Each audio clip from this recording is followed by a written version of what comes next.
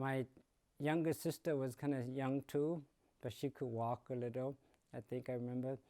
My mother had to carry a basket for, food, rice, anything in the back. My dad, other item too.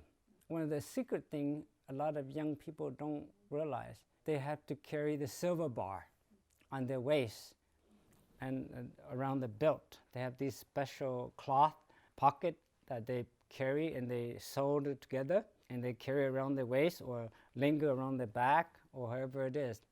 Mostly on the waist, men's waist, women's waist. It's one of the most difficult, heavy burden load they have to carry. So these are called nye cha, right? Nye cha are the silver bar, and these are given to me by my grandfather. My grandfather's older brother, who loved me a lot. He passed away in America. So he gave me one bar. One of these is my mother's. Yeah. And one of them is my grandfather. And these are special because they only give to the kid that they really love and are most dear to them, right? And they have a lot of young kids, and I'm picked by my grandfather as one. But my mother kept one before she passed away. I think it's this one. And she gave it to me after she passed. And my grandfather gave me this out of the 5 or 6 that he has. And he chose to give this to me. I don't know how many he gave out to other people, but I imagine my cousin didn't have it too, but I got one of these. So imagine how heavy this is, right? Yeah. You felt it. It's really heavy. So imagine you carry 20 of these. You carry 2 of these. Yeah. 20 of those in your waist. Wow. And you have to travel many, many miles over mountains and valley and cross rivers. These are the weight that weigh us down if we don't give them up.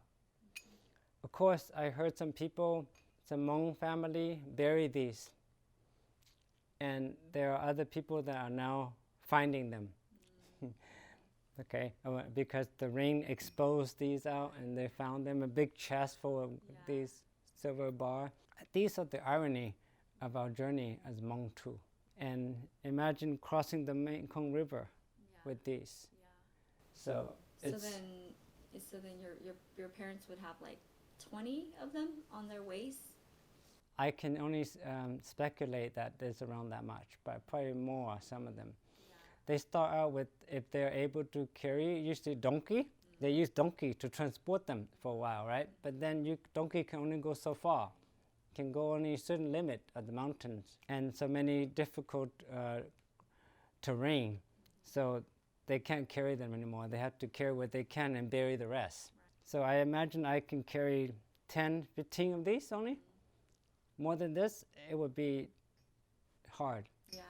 So then they've got those, and then whatever they can carry in their bags. And then their children too, if they're very young. Right. So my younger sister got to be carried sometime. No shoes. No, we don't have any shoes. Yeah. But my grandfather has shoes. So that's irony too.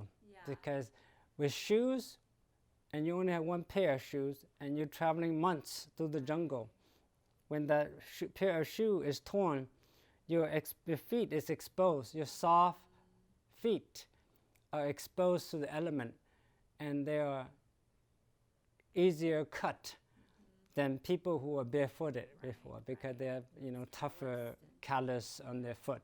That's irony. People who are wealthy and trying to follow the trail of the refugee to Thailand suffered the most because they felt privileged with shoes.